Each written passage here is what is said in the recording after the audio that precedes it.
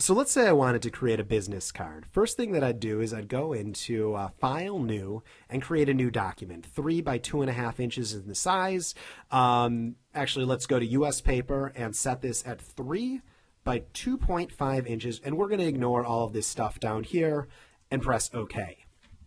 Now, the first thing I'm going to do is I'm going to add in some text. So I'm just going to click right here, and I'm going to say, I don't know, Sandy Dune.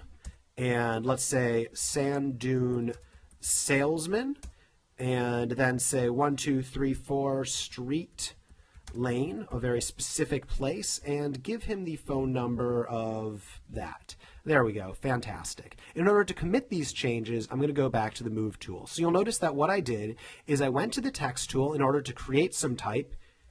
Here's a quote about sand dunes. So I did that in order to create the type, and then I went to the Move tool in order to move it around. Now, if I had added some type and blah, blah, blah, blah, blah, and then I tried to move it just right here, I'm not able to, because I need to be on the Move tool in order to move stuff around. And in that same way, if I tried to edit this text, so I'm double-clicking this right here, but I was on the Move tool, I'm not going to be able to do anything. I need to be on the Text tool in order to edit the text. So there we go. Sometimes people will accidentally be in the Text tool, try to edit it, and instead they select outside of the text. So that's not helpful at all. If you accidentally do this, you can just click that text and hit delete. Make sure that, look at the cursor, make sure that it's changed from this to this. And then that's telling you that you're able to change that text. So let's actually make this a little bit more interesting.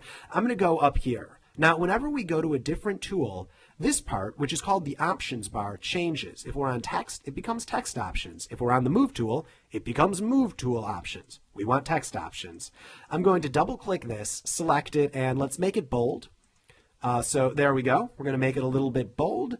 And let's decrease the size of this right here. And in fact, I want to actually decrease the amount of line spacing between this. And I'm looking at it, and there is no option to do that right here. So if you don't see any options at the option bar, there's a couple of places that you want to look. One, try right-clicking. Sometimes that gives you something. In this case, nah, that doesn't do anything at all.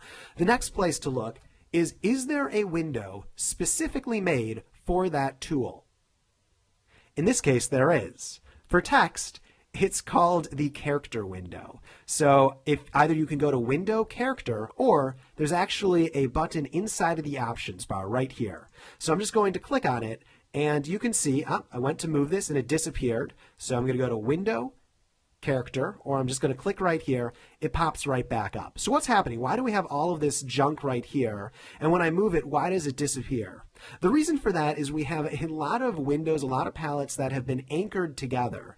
And if I click this button, it looks like an A, it stands for character. We can have it pop out. If I click this button, we can have it disappear again. If I move this to here, it goes away from all of the others. I can click X, and now it's on its own. So if I click this, it's on its own, or even better, if I just double click up here, it goes like that. Or even better, if I just move it up here, I can dock it onto the side. So you can see you can play around with palettes. They're not that confusing. Now, in this palette, there's a lot more options than what we found inside of the options bar. There's things like this button down here, which allows me to do faux italics. Apparently, it was already on faux italics.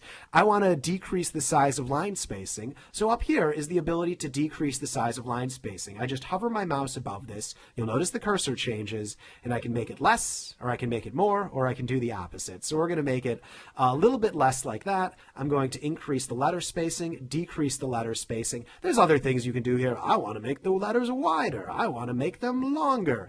Don't use these. In general, nobody uses these two things right here. If I set them back to 100, they're set back to standard. Just to show you, to take you through this, let's say I wanted to have, let's say, third.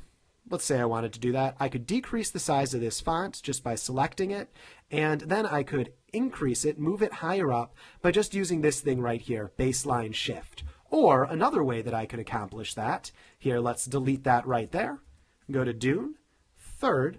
Another way I could do that is just by selecting that and going into subscript or superscript. here's subscript, here's superscript. Play around with these windows. They're not all that confusing. Things like small caps, full caps, all of that are various options that you're able to do right there. I feel that's enough for text. You can basically figure out how to do it from there. Let's move on to adding images inside of this canvas.